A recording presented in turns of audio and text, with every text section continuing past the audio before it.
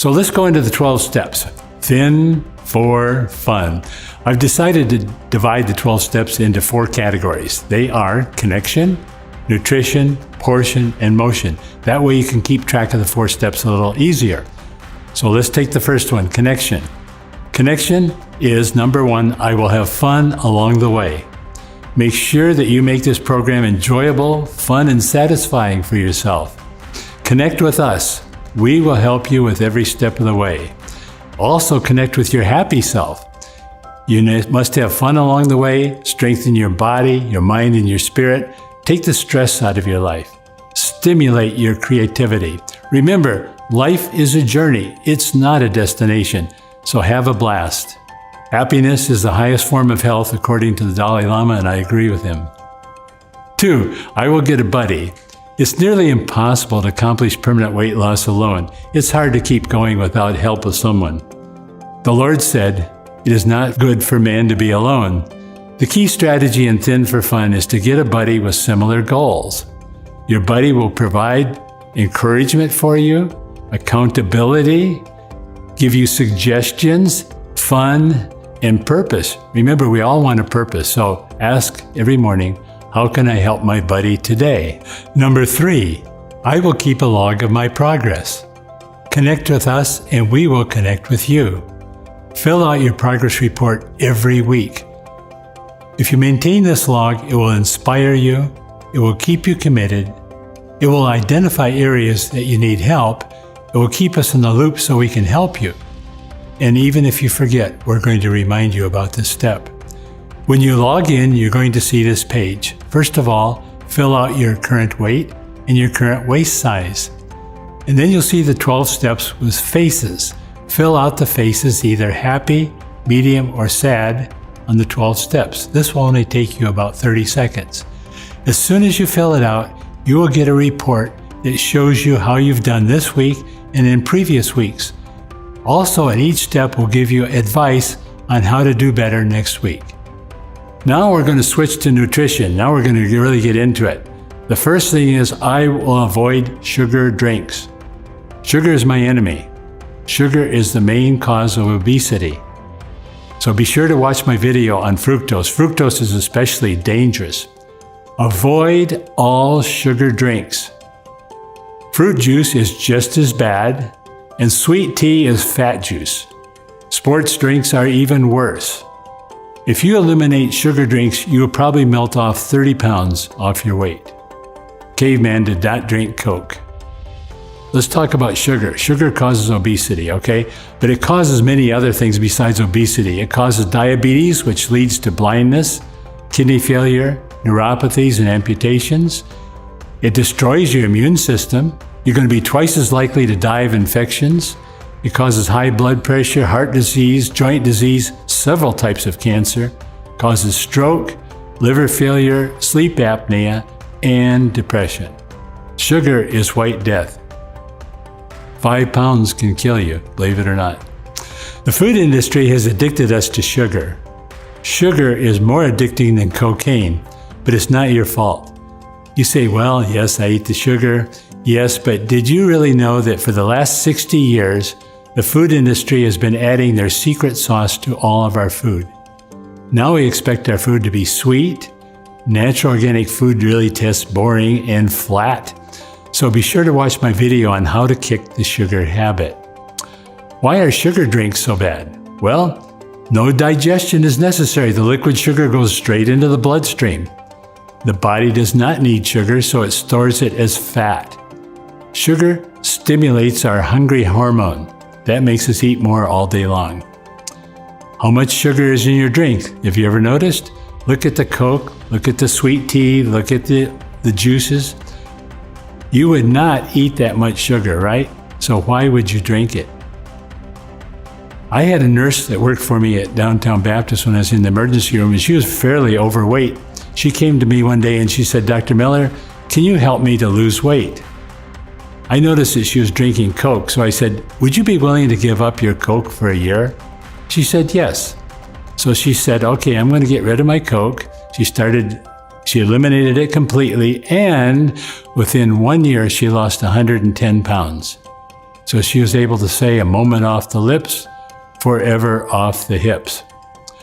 We need to fall back in love with water. There's nothing better. If we are thirsty, a nice glass of ice water is the best thing to quench our thirst. Fall back in love with water again. Number 5, I will not eat processed food. I am no longer the cookie monster. If you've been able to eat just one cookie, not me. So caveman did not eat cookies. We have to decrease, but not eliminate processed food. If I told you to eliminate it, you'd leave the program. But the problem is we eat 80% of our food is processed food and only 20% is good. We need to switch that the other way around so that 80% of our food is natural and only 20% of our food is processed. So here are the things you have to look out for: cookies, tortillas, donuts, pies, cakes, chips, white bread, bagels, muffins, breakfast cereals, biscuits, and pizza. Processed food, the other silent killer, made primarily of white rice, pasta, and white bread. The main ingredients in processed food are bleached flour, sugar, salt, and preservatives. You can't imagine all the preservatives that are in our food. No nutritional value at all. All the fiber, the nutrients have been removed, just chemicals and empty calories. Processed food turns into sugar, which then turns into fat. The whiter the bread, the sooner you're dead. Remember, the whiter the bread, the sooner you're dead. So a caveman did not eat processed food. The food industry has addicted us to processed food as well. Our brains have been rewired to crave sugar, salt, and fat. Find something fun and delicious to take its place. Low-calorie natural snacks, nuts, fruits, and vegetables. Let's go back to the year 2000. This is me. I was known as the Cookie Monster. I love cookies. That was even my handle on CV. And I would eat dozens of cookies every day. I was 210 pounds. My cholesterol was 325. My triglycerides were 510. I was crashing and burning and I didn't even know it. Then one day on April 1st, I was taken to the emergency room by EMS for open heart surgery. I survived, obviously, and like many people, when you survive a near-death experience, you make a change. I made one small change and lost 50 pounds forever. Can you imagine what that change was? I bet you know. I gave up chocolate chip cookies. I didn't do it to lose weight. I did it to save my heart. In the process of doing it, I lost 50 pounds. So good eating is not a punishment, but an opportunity. You'll find it's fun and satisfying. Number 6, I will not eat junk food. I am what I eat. If you eat too much junk, you will become junky. Again, decrease. You don't have to eliminate junk food completely, but you really have to eliminate most of it. Fast foods. This is the industry poison. It's cheap. They addict you to it. French fries, America's worst food. You know that McDonald's has over 14 ingredients in it. Some of them are very dangerous chemicals. Sausages and hot dogs full of nitrates and fatty scraps.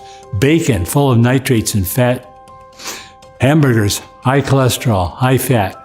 Fried foods, you can take any good food, fry it, and turn it into a bad food. Remember, have fun trying new foods, fruits, vegetables, nuts, fish, whole grains, and lean meat. Caveman did not eat junk food.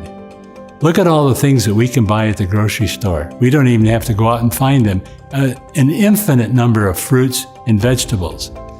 If you don't want to prepare your own food, there are companies that make these foods for you. They are prepared already with all natural foods. There's no processed food in there whatsoever. They're a right amount so you don't overeat, and you can keep them in the refrigerator and microwave them whenever you need them. Now, we're going to something else, and that's portion. I want you to look at these two guys. What is the difference between these two people? If I tell you that they ate the same food and the same drink, what would be the answer? The answer is the amount they ate, it's the portion. So number 7, I will not clean my plate. I'm sorry, I'm going to have to argue with your mother. Your mother was wrong.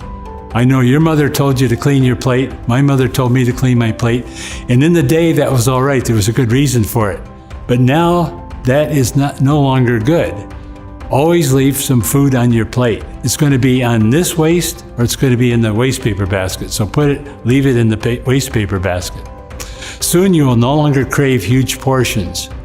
Make the size of your meal the size of your fist. Now you see the 4 things there. There's the vegetables, the carbohydrates, the proteins, and the fruits.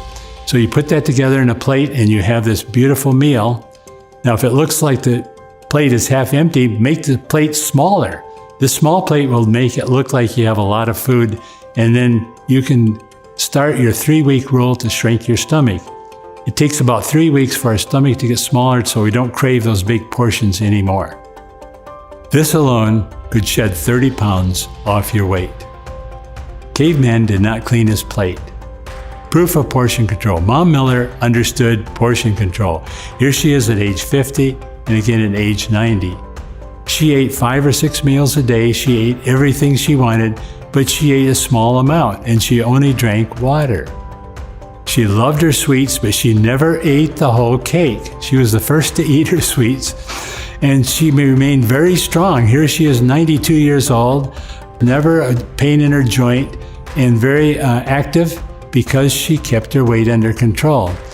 We tried for 20 years to get her weight above 83 pounds, and we never could. This was her maximum weight, 83 pounds. So let's look more proof. Here she was at age 18 in her wedding dress. Again, 70 years later, at age 88, here she is in the same wedding dress. Proof that portion control works. Number 8, I will share my meal with a friend. So you can see what we do here. The meal is served to us. We ask for an extra plate, put half of it on her plate, half of it on mine, and that way we've split our meal. Restaurants serve huge portions, they really do, and they contribute to supersize me. Always share your meal with a friend. Even if you don't have a friend, take it home to eat later. Share your meals at home. This will cut your calories in half. Number 9, I will trick my stomach and my mind. So drink 1 glass of water with your meal. Why? Because your stomach doesn't know the difference. It's going to fill up with water and think it's getting food. This will help you.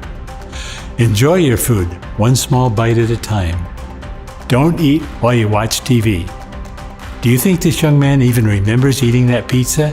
He is just stuffing in empty calories mindlessly. Studies after studies have shown that you lose more weight if you don't eat while you're watching TV.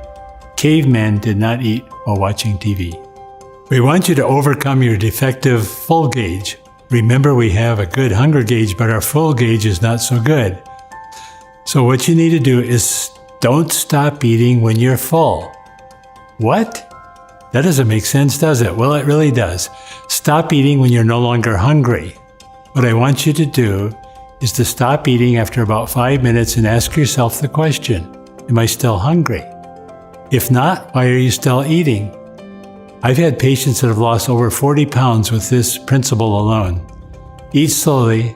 It takes 30 minutes to feel full. This alone can melt 30 pounds off your weight. Don't eat if you're no longer hungry. Now we're going to draw our attention to motion. The first one in motion is I will park on the far side. Always walk further than you have to. Park far away. Why would you do that? Well, I've seen people drive around for 5 minutes trying to find a parking spot right in front of their exercise gym. That's crazy. So, if you park on the far side, you can find your car pretty easily. Your car won't get dented. But the most important thing, it takes the place of going to the gym. Now, I'm not against you going to the gym, but if you don't have time to go to the gym, if you park on the far side of the parking lot, you walk quickly into the grocery store, you walk around quickly, and you walk back out to your car. This amount of walking will speed up your metabolism for hours. You will actually burn many, many calories instead of having to go to the gym. The other thing is we spend a lot of time on the phone. When your phone rings, let it be an alarm for you to get up and start walking. I call it walking and talking. You can walk many miles a day just talking on the phone. Also, take the stairs, walk faster, lift more, play with your kids, have fun. and buy computer time. Now, this is important. We spend a lot of our time on the computer. What I mean by this is every hour you need to stop for 5 minutes, get up and walk around, do jumping jacks, running up and down the stairs, do some strenuous exercise or some kind of exercise for 5 minutes, then get back on the computer. So you have to pay for each hour with 5 minutes of exercise. This will give you a lot of exercise during the day. Caveman did not park near the door. So be continuously active. It has a residual effect. Number 11, I will do whatever it takes. What fits your schedule better, exercising an hour a day or being dead for 24 hours a day? This is your ace in the hole. Double your exercise. Try new fun things. Walk around, swim, jog, ski, do racquetball, biking, dancing, fitness clubs. This will work when everything else has failed. I know it's tough, but it really does work. Here's my friend Dave. He's a famous neurosurgeon in Chicago. He was 260 pounds and he started having heart trouble. His cardiologist told him, Dave, you have to lose 100 pounds. And how could he do that? He said, you need to start running. So Dave began to run. Can you imagine? At first, he couldn't even run a block. Then pretty soon 2 blocks, pretty soon 5 blocks. After a while, he could run half a mile, and then a mile, and then 5 miles. He kept running, and pretty soon, by the end of the year, he was running marathons. And he had lost 110 pounds. What happened to his food? He ate everything. He was amazed how much he ate, and he stayed thin. So this exercise does work. Caveman did whatever it took. He had his daily exercise, he avoided fatty meals, and he ate his vegetables. So don't let what you cannot do interfere with what you can do. Number 12, the last one, I will take my supplements. But wait, there's something you should know. Most supplements are a scam. Just ask who is selling them. If somebody's trying to sell you some vitamins, don't believe them. The pyramid marketing is the worst. There's so many pyramids out there. The only thing they're interested in is making money for their boss and at your expense. It's a waste of your money. Some of them are even dangerous. We've learned over the last few years that big pharma cannot be trusted. It's bad enough. But little pharma is far worse. Little pharma are the ones that make the supplements. You and I can go out and make supplements. We can get some grass and put it in a bottle and say this supplement is going to boost your immune system. And then we can start selling it. So there's minimal regulation. There's no proof of any of their claims. It's the world of shysters, and it's made for the gullible. So I will take my supplements. Well, I'm not selling you anything, so you can trust me, all right? Some supplements are essential. And why are they essential? We do not get enough sunlight. We don't get enough elements in our diet. And the overuse of antibiotics has depleted our good bacteria. So what I recommend every day is vitamin D between 2,000 and 5,000 units a day, vitamin C 500 milligrams, zinc 50 milligrams, magnesium 250 milligrams, drink green tea, probiotics, and fish oil. This will pretty much round out your supplements that you need. So I want to summarize by saying success is in the details. You are not alone. We will be your ongoing coach, your partner in your weight loss program. I want you to do 4 things. Weigh yourself every week, fill out your log every week, check in with your buddy every week, and remind yourself of the 12 steps every day. Don't be discouraged by some ups and downs. Never give up. You're going to make it this time.